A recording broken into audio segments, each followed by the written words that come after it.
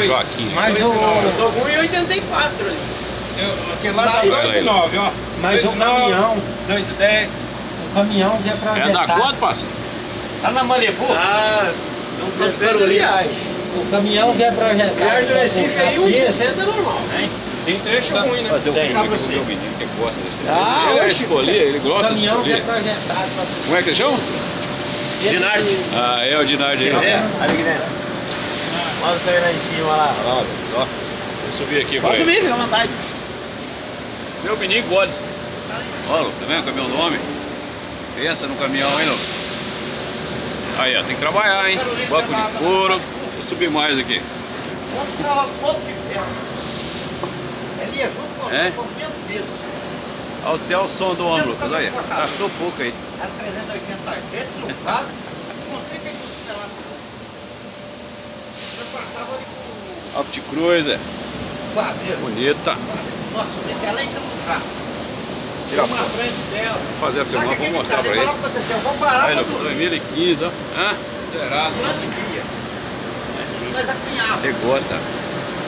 Ele fica olhando esse polia lá na internet. Então ele pensa daqui, que agora no final da viagem já vai ter os adesivos nas Já vai portas. adesivar ela, né? Viu então aí, Lucas, ó. Hã? Cromado. Aí, filho, ó. Tá vendo? Postou pra carregar pra nós aqui.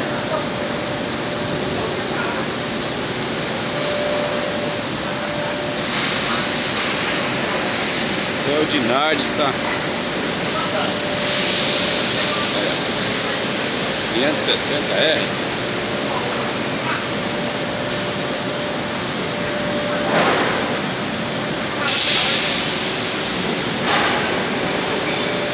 Tá aqui no Barão do Cocais, aqui vai carregar para Porto Alegre lá e tá no rodotrem, tem que desengatar um lá para vir carregar um por um. Speedline.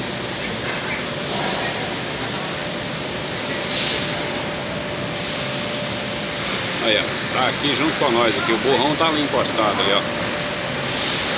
Aí ele tá por aqui, carregar com nós aqui.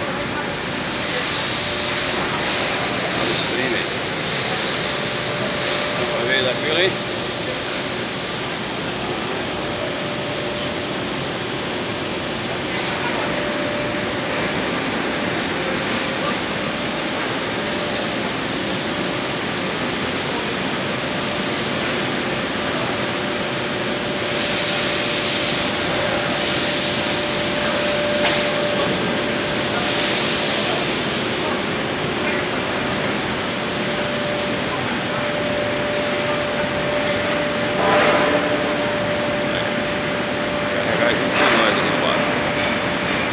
Ali para carregar o 1470.